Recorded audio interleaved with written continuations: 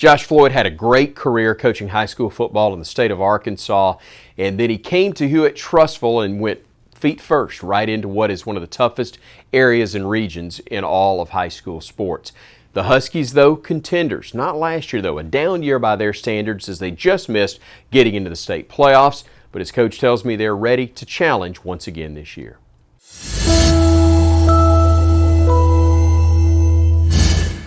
Coach, I know it's 1,000 degrees, and most years this may be considered a grind, but considering what's happening in the world, I'm going to imagine you, your staff, and your players are just glad to be out here. Yes, sir. We're just fired up to be playing football right now. And, we had our first week in pads last week, and, definitely was a little bit of guys getting sick of it towards the end, but it's not like anything we've had in the past. So, Right. We're not really having to get our guys fired up to be here right now. They just want a chance to play football, and I think the fact that we didn't get spring ball, didn't get really any competitions in the summer, I think they're more hungry than ever. How do you deal with it? How do you manage it from a health standpoint? And you're one of those schools that I know, like most others in your region, you've got the resources to maybe manage that better than some others do.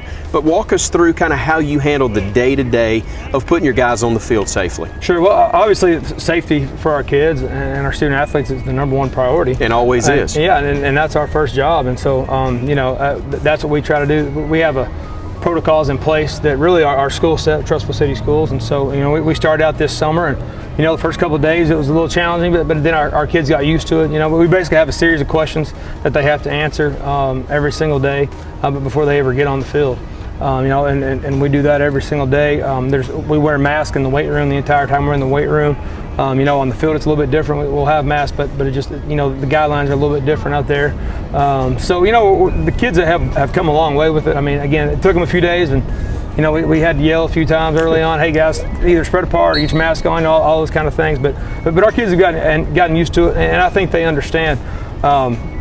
If we want to play ball, we got to do things the right way. And I've chosen to try to be as positive as I can about this thing. We want to be smart about it and be wise in our everyday dealings with the kids, but we also don't want to act like it's not going to happen. We want to choose to be positive. Sure. This thing's going to work out. Time moves a lot quicker when you get my age, so I realize it's not like it's year one or year two for you, but I still think of you as the new coach at Trussville. So for you, is it home now? You spent so much of your life in Arkansas. Sure. Is this home now? This is definitely home for the Floyd family, man. Our family loves it. My wife Kate loves being here. I have 3 boys. I have a boy that'll be a 4th grader, a 7th grader, a 9th grader this coming up fall. And so we've really enjoyed it here. It's a great place to raise a family. And obviously we moved here 6 years ago. This will be our 7th season though. And wow. When I tell people that, still, I was talking to somebody the other day and they couldn't believe this was our 7th season here, and it is a little bit hard to believe. So, but it's going well, and we think the future is really, really bright. I understand why somebody might ask, okay, you spent so much of your life in Arkansas, you're at your alma mater, you're at a place where I know in terms of faith, you're at a school that really believes the same thing you believe and helps shape what you believe. Sure. So why do you go all the way to the state of Alabama, but if they come and they see this campus or they spend a Friday night here at Husky Stadium, they get a real understanding, don't they? Sure, definitely.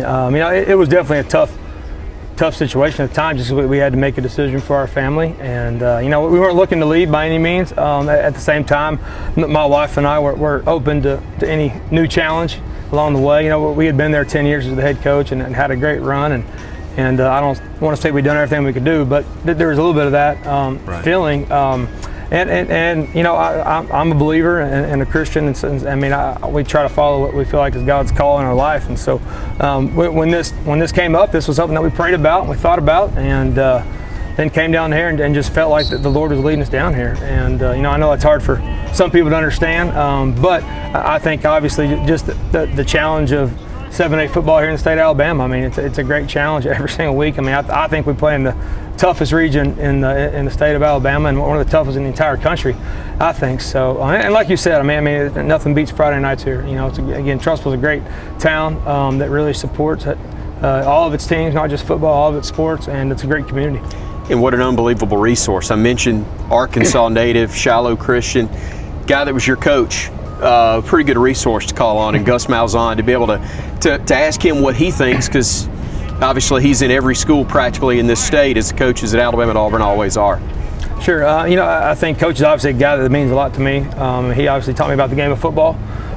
He came in my sophomore year, and we went from I formation, run the ball every play, throw 2 or 3 times, to slinging it around and running the hurry up, no huddle, and I had a lot of fun, had a lot of success with that. And so, but more than anything, Coach has taught me a lot about life, and he's one of the reasons that I'm in coaching, because he made a big difference in my life. And when this whole thing happened 6 years ago, he was definitely the first one I called. Was, hey, what do you know about this place? And so he obviously looked into it some, and our superintendent's a big Auburn fan too. So.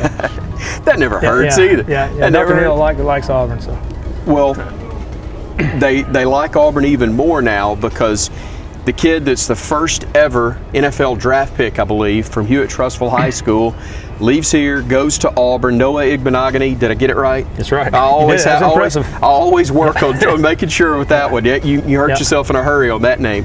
But Noah becomes a first-round NFL draft pick. What does that do for your program, to have one of your kids move on, go to the next level in college, and then have a chance to be in that spotlight? Well, I mean, it's just an awesome thing for our entire program, and our community, our school, everything. And so it's funny, we're talking about Noah. I literally was just on the field talking to our freshman football team, giving an example of Noah Igbenogany, because he was the guy. Obviously, he's super talented, a lot of God-given ability, but he did everything right. And we talk to our kids all the time, from the way that he got loose every day, to to stretching, to every single thing he did, post-practice, all the things that we tell the kids to do, he did. And so that was the biggest thing for him. And I think a lot of kids watched him during that time. And so it was a lot of fun that night. Man, he got drafted. Just an incredible thing for him and his family.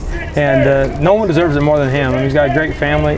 Works his tail off. And I've never met a kid that's more committed to perfecting his craft, and I think he's just getting started, man. I mean, see, he played a lot of DB in his life. I think he's just, he's got a really high ceiling. Everybody's just happy to play. We've already talked about that. But for your guys, at a program where you've been so close to getting to the top in 7A, and then you have last year where in that meat grinder that is your region, you just miss out on going to the playoffs for the first time in 6 years.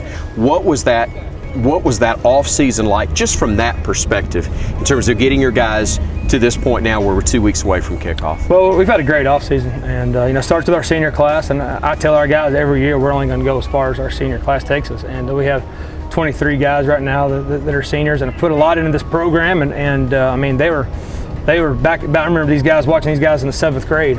They've always been a special group, and so we've had a really good offseason. Though I think that's obviously extra motivation. Obviously our goal here is we want to win a state title. In the year we don't feel like we've really accomplished all of our goals, and that's just the truth. And so, like you said, I mean, we play in a tough region.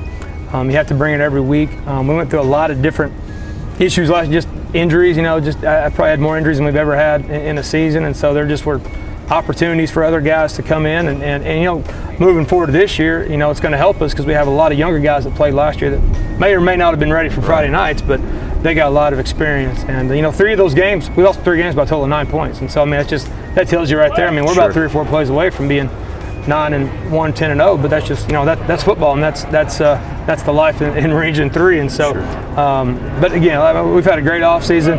Our kids are super motivated, and we're just excited to play football.